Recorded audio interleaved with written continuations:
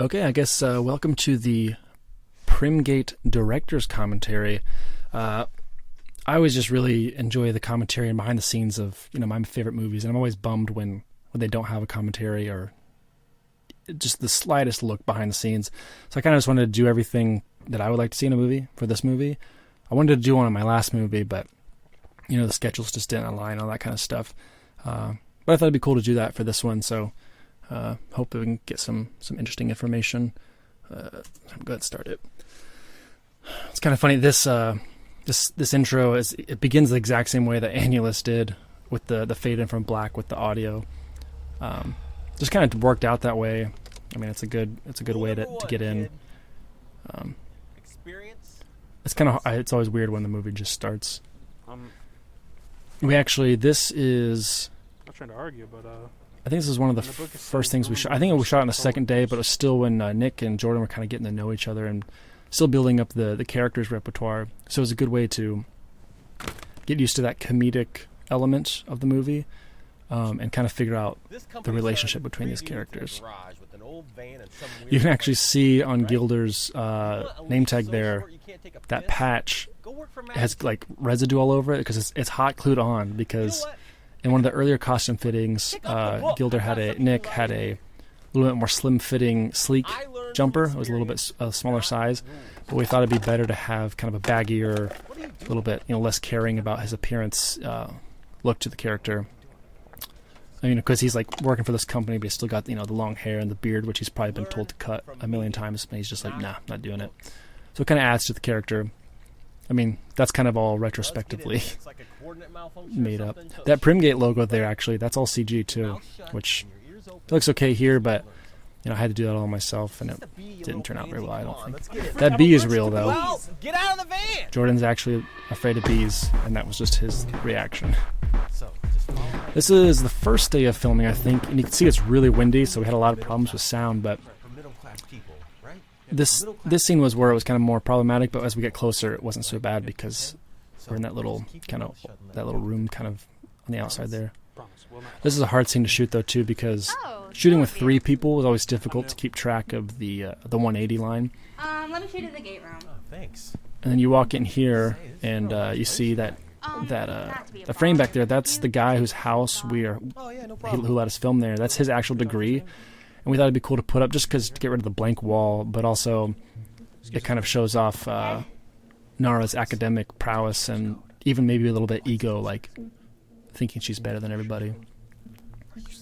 This scene has a little bit of a glow to it because there's this little light down there in the corner. It looks a little artificial, but with a sci-fi movie, you can always say that it's supposed to look artificial.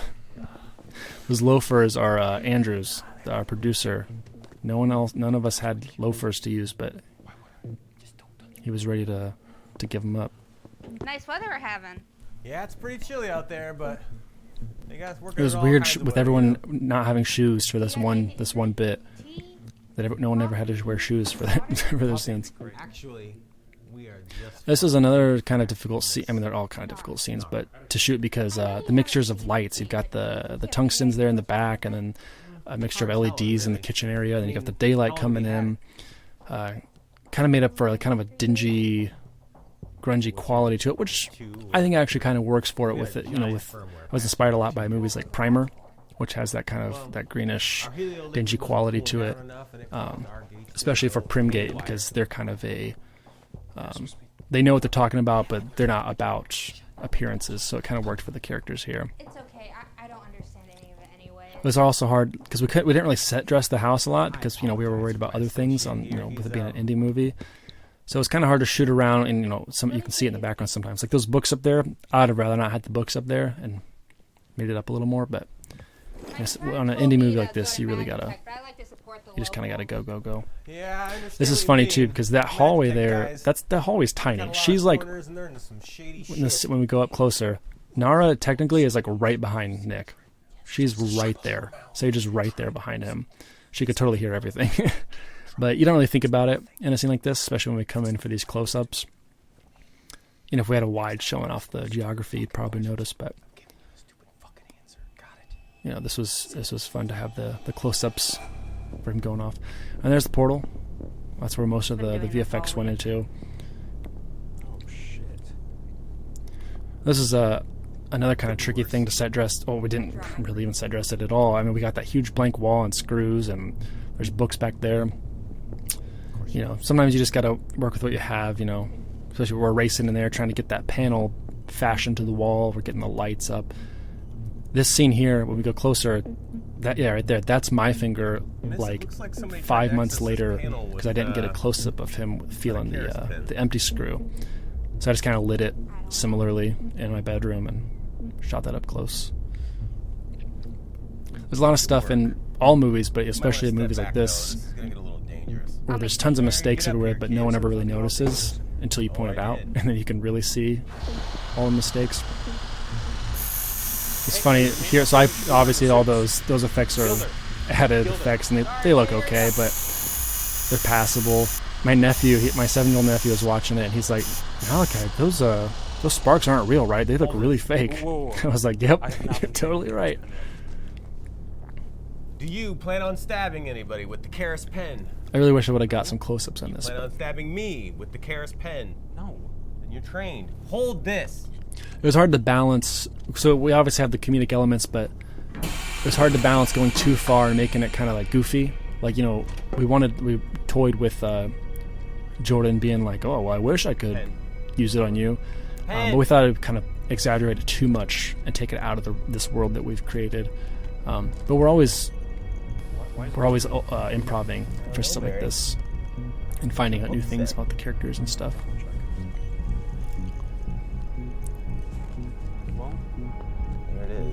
Yeah, and that's me. I'm just standing basically in the portal, because that's the bathroom actually that we just CG'd over the doorway. We had that purplish magenta light shining in from the bathroom to cast that glow on their faces, which kind of symbolizes the portal itself and the color scheme of the blues, yellows, and reds, and the magentas. You know, a mixture between the blue and red, and it's between those two colors, just like they will eventually become between the portals. Mercado Vice and a handful. And that jar in the panel there, that the helio liquid, that's just a mason jar of Dawn dish soap, and there's a screw in there. Well, like 6 months later, I was looking for the screw, and it's not in there.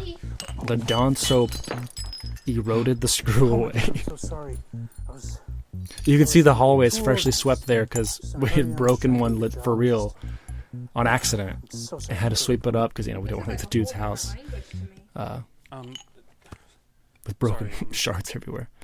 PRIM gate employees only. It's can't anyway. So it's, again, sorry.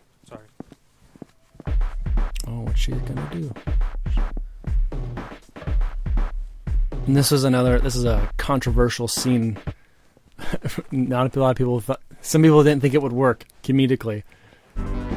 I think it's funny, but you know, I guess that's just my opinion. Yeah, Sharon, it's Gilder. This scene is cool to see all that, like the grid work of houses back there, Doesn't matter. but with the beautiful I'm over here lake. at, I don't know what you would call that. It's a Bloom's pond. house for repair, and looks like she's messed with the Those coordinates. cigarettes, you and I barely know see them, it's but not too my uncommon, girlfriend but Sayge, she plays Nara. the helio liquid's She actually open, so drew this baboon What do you for got the on logo file of on her these down there? fake cigarettes we made. Named Mangus. couldn't And that ask match the really same didn't thing. light, and he just threw those, and we love that. Just that he doesn't give a shit about this client's house, People, man. and he's just gonna chill there. Gilder just doesn't give a shit. So you can see here the PRIM gate. Oh, you can see it move, and it moves there. Yeah, that was really tricky. It had a lot of frustrations with that. The van was huge too. I did not expect it to be that open in the back. So Andrew put all that stuff in there, and he did a good job kind of filling it out with what we had. That cut there was actually kind of an accident, that it was kind of jarring and went back a little bit. Concerning I thought it kind of worked as just kind of to show that the music is kind of playing in the character of Maron's head, kind of like, you know, he thinks he's on a mission, and then the music stops, and you get to see what he really looks like, kind of like the old explosion thing, or like when someone's jamming out to a song, it's playing on a movie, and then they then they play what's really playing just from their headphones and it looks silly. That's that toolbox. Now that was heavy. Jordan had to just carry that everywhere. Trust your gut. Oh, okay, yeah. How much do you think this kid would flip if I just left him here? Then poor Nick he hasn't smoked in a long time, but he smoked for real cigarettes for this, and he was, after 1, 2, 3 cigarettes, he was really feeling it. That shot there, ironically, is basically just a picture with that moving portal there. It's just kind of weird. Think of a still moving picture in a movie, or still image. I got this. And again, here's kind of where that music thing kind of happens again, where his theme plays over, kind of what he thinks he's in the groove, and the music plays, and then when he eventually drops the Keras pen, it just stops, and you realize that Here we go. his whole mission just kind of stopped. And that mask back there, that was really there. That thing is creepy. We kind of left it, had the reds of Nara's costume, which was cool. It was very creepy looking. I have no idea what the story behind that is. What did you do? I'm just trying to do What did you do? Get back! Oh my god. What did you do? I was trying to get Fucked up is what you did. The scene was hard to shoot too because, this whole scene is based on the portal messing up and the sparks and the error sounds, but when we shot it, none of that stuff was there. They just had to pretend and like stuff was hitting the fan and just kind of go with it. And Nick and Jordan did a really good job at this. I always love when characters yell at each other. It really, Excuse me. it's like a blunt way for people to just say their feelings. You can see the pillow stacked up there, which is, just kind of an error. But no one notices that kind of stuff. They're just kind of focused on the scene.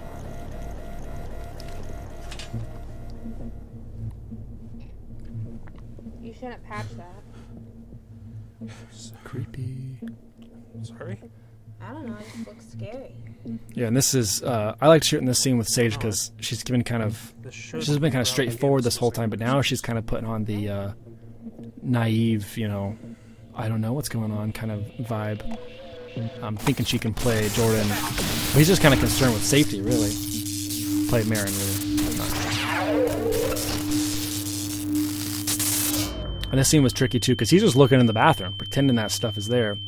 And I don't think you can really tell what that is until Nick or Gilder says it later. But I think that kind of works, actually. It kind of adds to the mystery.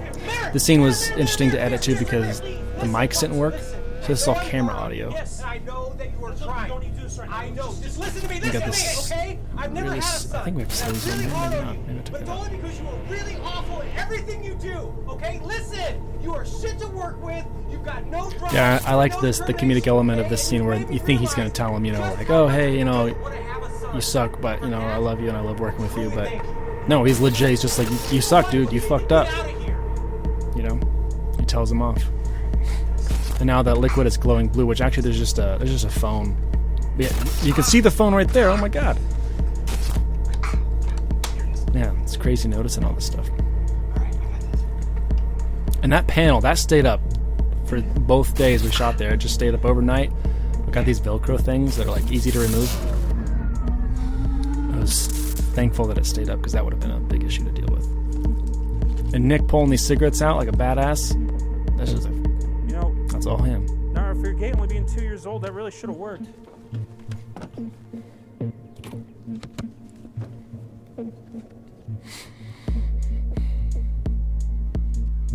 That's my hands too. Again, like 5 months later, didn't get a close up of that.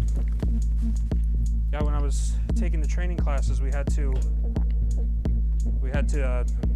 learn to patch gates. It's always really funny fast. thinking about this too. Is like this this scene is about these two characters, but there's like 8 other people standing right behind the camera, doing lighting and audio and stuff like that. So it's just funny to think you only see with the camera what we tell you to see. This is another scene where the mics weren't didn't work. Not this one, but when we cut back wide again. What? After So you this guys one. leaving? So it's all camera audio, and we just covered it up with kind of wind, Yeah, this scene here. But I think it kind of works because it's kind of like shit's hitting the fan and everyone's just yelling and screaming. And that line, when Sayge goes, "Listen to me," I love that. That's so... She just does not want them to go back in there. This is probably one of my favorite scenes. Again, people yelling at each other. And they're all in their socks. Which is just so weird. And these suits, oh my god, were so... I mean, I didn't have to wear them, but I tried them on when I was, making them. They're hot as hell. Poor Nick had to stay in that helmet all the time. Even Jordan doesn't even have the helmet, and he's, sweating like crazy too. It was crazy. We really tried to film the scenes as quick as possible to get those guys out of those suits. Because they're like tied together like plastic. Whoa, it's too loud, hold on! It's kind of funny, you can see Nick's wire to his mic there. I don't know if it's to his mic or the fan in the helmet, but it kind of worked because it kind of adds to like the Geiger element. See the briefcase. And this is all green screen, of course, which I never worked with before. And, I think it's passable, but really learned a lot. That's what this kind of stuff's all about, is you're learning a lot and preparing for the next thing. I feel like she's gonna be right behind me. That's not her style, kid. She's probably long gone by now. Yeah, that's just like a smartwatch Somewhere better than here. that Jordan's using there. Alright, got eyes on the prize. I'm gonna... And this scene, this look of this was obviously inspired by like Stranger Things. They actually shoot it with a shit ton of light that they then underexpose, I think, to make it look dark for 11. But we just did a green screen and then keyed it to black. A goddamn pile of bodies. I don't know which would be. I guess it'd probably be easier the other way if you had the proper lighting, but on anything like this, you don't. And all those screws in the helmet, those are just little dots of hot glue. This scene here was really hard to get the line up when he leans in and Sayge comes up behind him. She's actually, when we see it, he looked at the camera right there. When we see it, she's actually on a stool because Jordan's like 6'3" and Sayge is like 5'7". Couldn't get the height right, but yeah, she's on a stool right there. And the scream here, it's actually my scream. Yeah, that. Man, I just got the level It's actually me set in this screaming.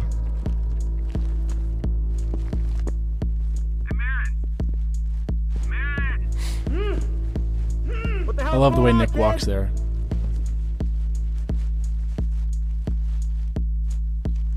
Kid, where are you? This was hard to conceptualize too, because it's like it's all about the characters. There's just nothing but darkness around them.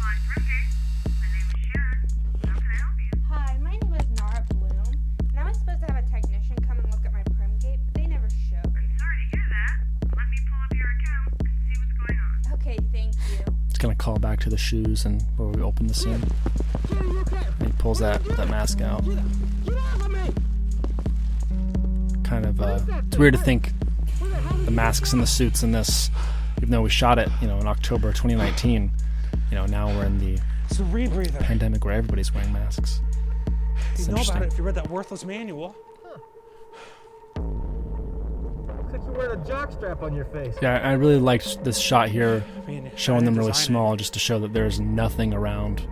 This scene's funny. When Sayge walks out to the left of the frame, there's actually like a couple kids playing basketball, and there's no sound here, but she kind of looks to them and like waves hi. Yeah, right there. She's like, hi. And it's just these kids playing basketball, watching what we're doing. I just kind of went with it. It's kind of funny. Oh, the scent thing is shaking in there. It's funny. Yeah, keys already in the ignition. Because Gilder would do that. It's like guys like that, or like the kind of people that just like they're like Sage's my girlfriend's grandpa. Instead of putting the car in park, he just turns it off and like leaves the keys in the ignition. And I just love that for like a character element, just like they have their own system. You can see some of the crew back there walking in the background. That's funny. This is funny. So it's Sayge driving, and I'm just in the background or in the back of the van filming this stuff as we're circling around. And then I didn't know where we were taking the van, and we found this empty house where they're building a new house. That was cool. And that camera shake there, that's, you know, technically that's an error, but I don't know, I like the feeling of it. I don't even know how to conceptualize it. Just right when she gets out of the car, it's like, oh, you know, things are kind of shaking into a new world. All right. I don't know if that comes through. It might just be me. This is cool. A lot of so obviously this is kind of a trope, you know, Tarantino did this, which I actually wasn't thinking about during the time, but I'm sure it was in my subconscious. Gilder, we have to get out of here now. But thought it was important to never say what was in the case. It's not meant to last. I've heard a lot of different theories. We have to find a way out. It's always interesting to hear different theories Will you stop about your own calling me movie. kid? Because I know what's in there. God, you're the reason we're in this mess. I read my book. I paid love this attention scene. to my classes. I put up with your The way Jordan How long yells at him. are the suits gonna last? No, you don't just get to say that. You don't just get to blow it off, okay? We're down here because of you. This shit is your fault.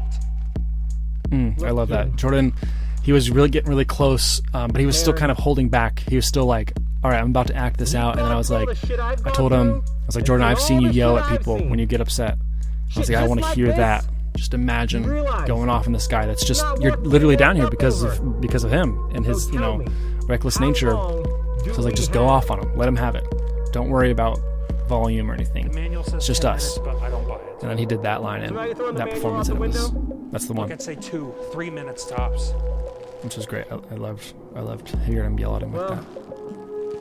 We better get moving then, huh? We don't even know where this goes. She said the portal led to her work, right? Yeah. Well, unless our office is in the middle of the ocean, I'd say it's our best bet. Let's go. There's a lot of different alternate lines for that, like unless her office is a volcano or something like that. You know, we had a bunch of different lines for that. That's CJ, he ran sound for us. That's Greg, he was in Annulus.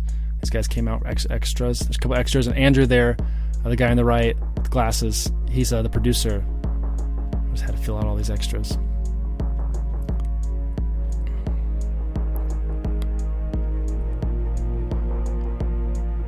Yeah, they're playing chess, which is kind of like a symbol, representation, metaphor of what All right, big man. the chess game between Magitech and PRIM. A lot of people have different theories on this ending too. What's the manual say about this one? Oh yeah, the other guy in the glasses there, Majed, he was in Ambulance too. And that chess piece falling, that was shot later too. Probably a couple months later. But yeah, that's it. That's Primgate. I've got a lot of requests for sequels and wondering what happens, but I don't know. I get that a lot of people wanting more, which I think is a good thing. But I don't know. I like shorts and even features to leave with an open concept of wondering what happens. You know, where does this go? This is just a glimpse into these people's stories. You know, like Castaway is a great example. He ends on a literal crossroads of, you know, he can go anywhere. That kind of thing. But yeah. And these credit scenes are always give you a lot of anxiety to make because you check them a million times to make sure the spelling is right, make sure you got everyone, don't want to forget anyone, you got to make sure that it, you know, looks fine. And this music, I love making the music for this. I was inspired obviously from like 9 Inch Nails as a big inspiration, Hans Zimmer. And this kind of music kind of used like a medley of the different songs in the movie. A special thanks. We got Deb Bixler, that's Sayge's mom. She just helps a lot with support and everything. And Steve and Lucy, Steve was the house owner and Lucy was his daughter, and they kind of helped out and let us use their house, which I'm extremely thankful for. You got your little copyright thing there, a little bit of an Easter egg. But that's Primgate. I hope it was enjoyable. See you on the next one.